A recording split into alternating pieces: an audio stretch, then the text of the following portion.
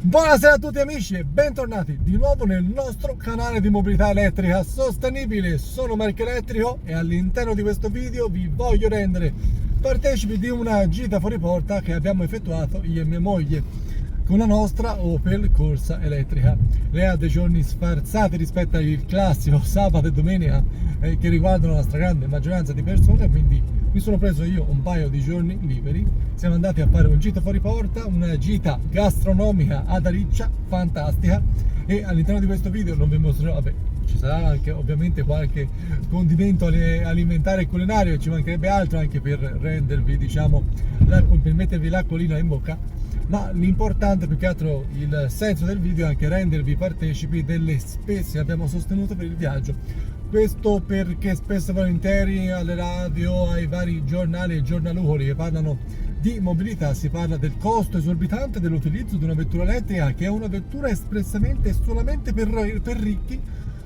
Che chiaramente, visto che siamo operai, mi sento effettivamente molto privilegiato e di questo ringrazio di essere un operaio metalmeccanico. Mi rendo, come vi dicevo, partecipi di ciò, e quindi andremo a vedere quanto è stato il viaggio che abbiamo effettuato, quanto è stato l'esborso economico per effettuarlo, e come vi dicevo metterò anche qualche chicca alimentare, perché ovviamente mi sembra il minimo, Siete pronti? Andiamo, conosciamo per meglio l'utilizzo di una vettura elettrica per quanto riguarda il paese Italia, i chilometri che abbiamo effettuato, come ci siamo comportati e quanti sono stati i costi. Andiamo!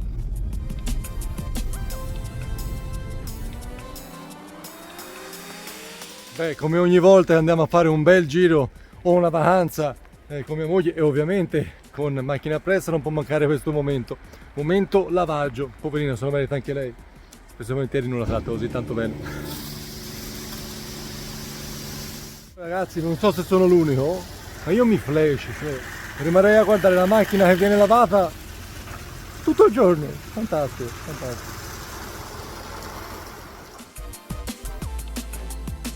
Beh, devo dire, andiamo subito a provare. Siamo a Fabro. L'hanno inaugurata qualche giorno fa, quindi precise per noi. Il nostro percorsa, una Cupra, Born e un Audi. Subito prova.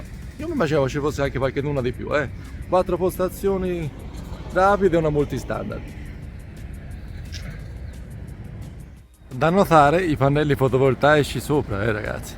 Comunque sia, si sono convinto e poi amplieranno il servizio. Intanto c'è, ed è anche molto buono.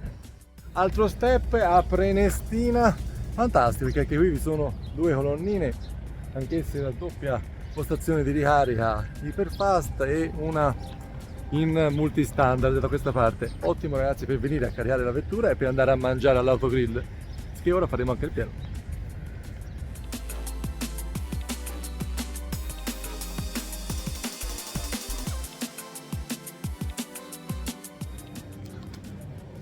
Turismo alternativo anche all'outlet. Comunque ganzo, è fatto tutta la roba vera. Guardate che roba. Sono a Cinecittà.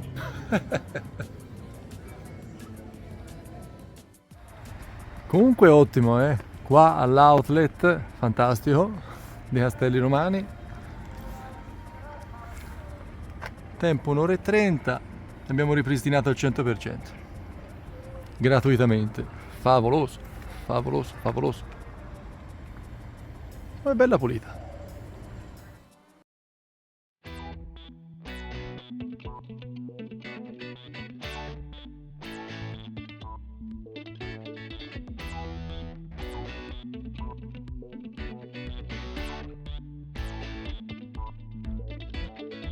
E devo dire, ragazzi, esperienza fantastica, esperienza meravigliosa. Il nostro obiettivo erano proprio le fraschette, e da Rugantino qua a Riccia è stato uno spettacolo. Io posso solo ringraziare Roberto, posso ringraziare Dario per la loro ospitalità, il loro cibo, le porzioni mega calate, che saranno state 4 etti di paste, pazzesco, prezzi veramente concorrenziali. Esperienza meravigliosa, mamma mia, Riccia mi resterà nel cuore. Che mangiate!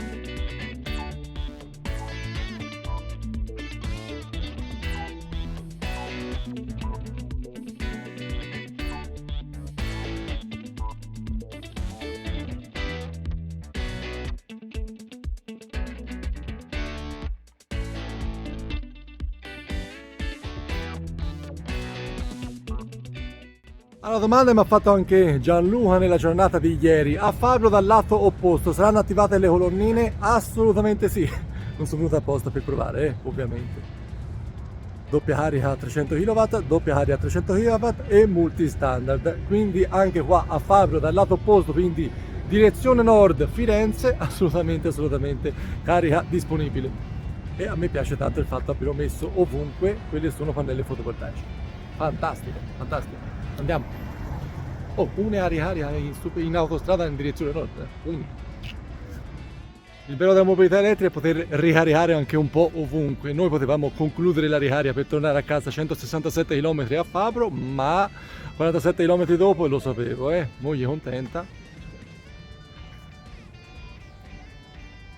Val di Chiana Outlet Village, possibilità di ricarica per le vetture elettriche sia con NLX che con Ionity, quindi diciamo capolavoro per il mondo elettrico. Praticamente faremo il 100%, ci stiamo facendo il 100%, preso 2 bischerate per fare contenta la moglie e concludiamo qua il nostro viaggio. A conclusione ovviamente metterò anche 2 diciamo conteggi della serva per vedere un po' in quanto abbiamo speso, quelle sono state le spesistiche, anche per mostrarvi un po' quanto il mondo elettrico possa essere favoloso e fantastico, per conteggiare anche un po' i costi. Oltre al fatto che all'andata ci siamo fermati per andare in bagno, ci siamo fermati per mangiare, quindi pranzo, e siamo arrivati a destinazione. E per il ritorno ci siamo fermati semplicemente per andare in bagno 15 minuti, per poi arrivare qui all'outlet per andare a prendere 2 cose per la signora. Quindi che cosa vi devo dire? La mobilità elettrica è un problema? Quando? È una risorsa, una possibilità di andare con tranquillità, in silenzio, possibilità di utilizzare al meglio quello del proprio mezzo e i propri danari. È fantastico vedere che si spende di più per il pagamento dell'autostrada che nella realtà di quanto costa l'energia elettrica per la mobilità sostenibile. Oltre, ragazzi, ve lo dico davvero a Lucio, soprattutto a te, devi andare in autostrada per un motivo o per un altro, fai un abbonamento, scegli quello più giusto, il taglio più decente, diciamo, per la tua situazione, non prendere per forza la flat large o una B-Regular 100, insomma, scegli te quello è l'abbonamento più giusto, scegliete tutti il vostro abbonamento più giusto, NLX o B-Charge su tutti con i vari abbonamenti del caso. Avete bisogno di 100 kWh, 145 kWh, 200, 500, quello è il taglio che vi serve, fatevi un abbonamento, non pagate ragazzi a consumo, non date spazio e fiato a tutti coloro che dicono ecco la mobilità elettrica, ragazzi ho fatto i conteggi, mi sono preso l'autostrada, ho fatto quello, ho fatto l'altro, costa per 3 volte quello è un diesel. Cavolo, se non hai la più pallida idea di quello che vuol dire avere una vettura elettrica, informati. E il canale Marco Elettrico serve anche per questo. Scusate, un bacione a tutti, sempre Forza Elettrico, iscrivetevi al canale qualora non l'aveste fatto e noi ora concludiamo qua tornando a casa. Un bacione.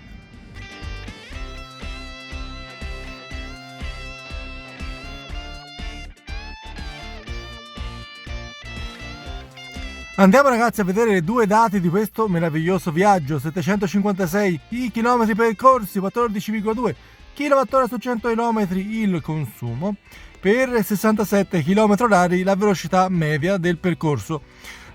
Ora ho tanto fatto anche il fermo immagine dei kilowattora effettivi in batteria. Come vedete nel percorso outlet ritorno a casa abbiamo consumato 3 tacchette rispetto alle 5 come vedete che sono tuttora accese, quindi l'energia che è rimasta in batteria. Almeno facciamo un conteggio effettivo di quanti kilowattora abbiamo speso, di quanto è stato il costo. Andiamo a vedere un po' le spese che abbiamo sostenuto guardando ai kilowattora, all'autostrada con ovviamente fermo immagine e quant'altro.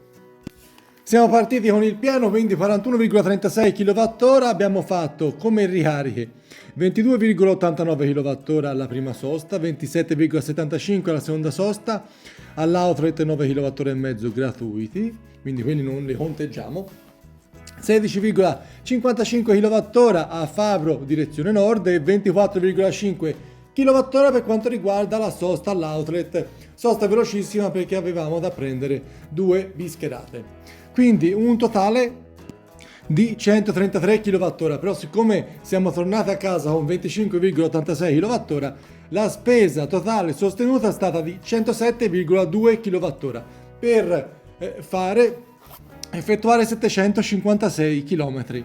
pari a, visto che noi paghiamo la corrente 28,8 centesimi al kilowattora, con l'abbonamento di Bicharge, eventualmente vi metterò anche un fermo immagine per quanto riguarda il video di cui ne abbiamo parlato, ovviamente.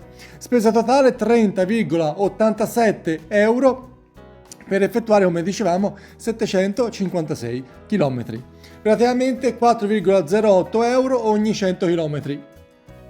Se dovessimo guardarla nella maniera termica, quindi benzina diesel, tanto per capire, fosse stato 1,80 euro il litro, alcune poste le trovo di più, alcune 1,80 euro il litro, sarebbero 2,27 litri per 100 km. Considerando che tanta strada è stata autostrada, alcune superstrada, molte statali, perché tra Frosinone, Ariccia, l'outlet e quant'altro, insomma lì sono tutte statali, non credo che la velocità sarà stata molto sostenuta, sarà stato sui 50 più o meno, abbiamo trovato anche un passaggio a livello chiuso e quindi comunque sia un po' le tempistiche si sono dilatate. Comunque sia 4,08 euro ogni 100 km, pari a 2,27 litri per 100 km, visto come diesel benzina a 1,80.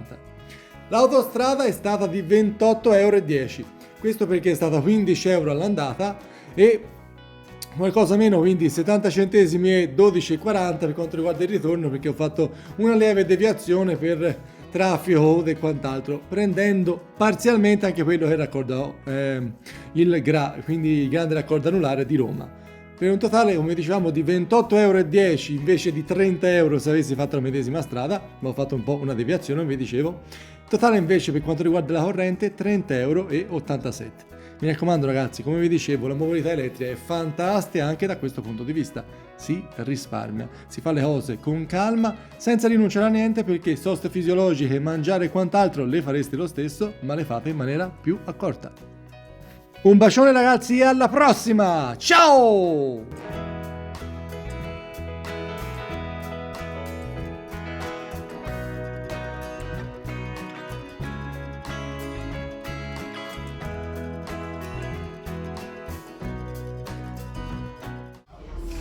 Mai provocato che notte naglio.